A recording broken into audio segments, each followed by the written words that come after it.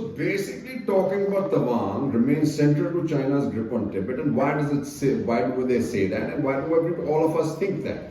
The sixth Dalai Lama was born in Yiling, south of Tawang. Chinese Communist Party is of opinion that without controlling Tawang, it cannot have legitimacy over Tibet, and that is absolutely true. Then India did respond, came back. IAF carries out mega exercises in Northeast, gets last of 36 Rafale jets. Agni 5 ballistic missile test fired successfully. Now this happened just coincidentally just after this incident. It might seem that it's a response, but hey, I'm not so sure. But we must know this. China aims to boost influence, deny space to India, and that's a fact. Reports said that PLA was trying to capture a 17,000 foot peak that is now held by India and offers a clear view of both sides of the LSE. Please, Jai Shankar, don't give this away like you gave away Kailash's. You exclusively, along with the PMO and probably the Prime Minister, have to answer for that folly and will be responsible for any further loss of land and lives in the Doklam area.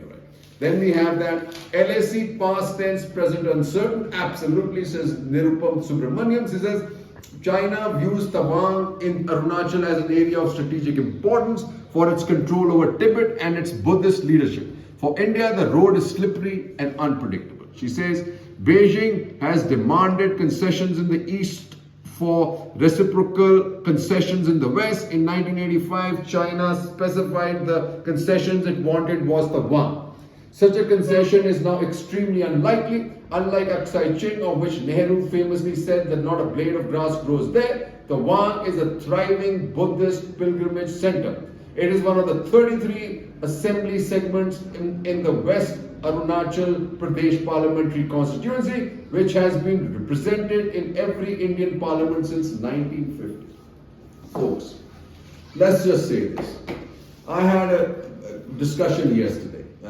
People are still, because the mainline media, which are armchair, middle class, upper middle class, people who've done well, rely on completely and solely and believe everything that they hear, right? Nobody really knows the seriousness of what is happening in Tawang. And also, nobody knows history of how we got this piece of land in 86-87 under the leadership of Rajiv Gandhi and General Sundarji. The two exemplary generals who actually helped change a lot of stuff and give befitting replies, General Manekshaw and General Sundarji, it all happened under the able or leadership of the Congress. And what do we have as far what does the BJP have to show for it? Pulwama, Pathankot,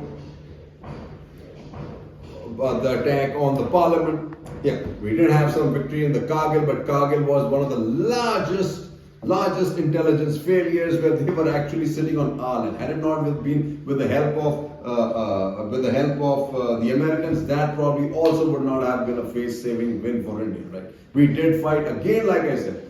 Our soldiers are constantly being put to the sword by government, uncaring governments, and it seems like necessarily in all the cases of the BJP, whether it was Vajpayee, whether it is this current government, they're being put to the sword and sacrificed without any major strategic gains as far as Pakistan or China is concerned. There is no doubt our foreign policy has done well in all other areas, whether it is the United States, whether it is balancing between USA and Russia, whether it's Europe, whether it's the FTA with Australia, whether it is the Middle East. But as far as Pakistan and China is concerned, it has been, in my opinion, an utter failure.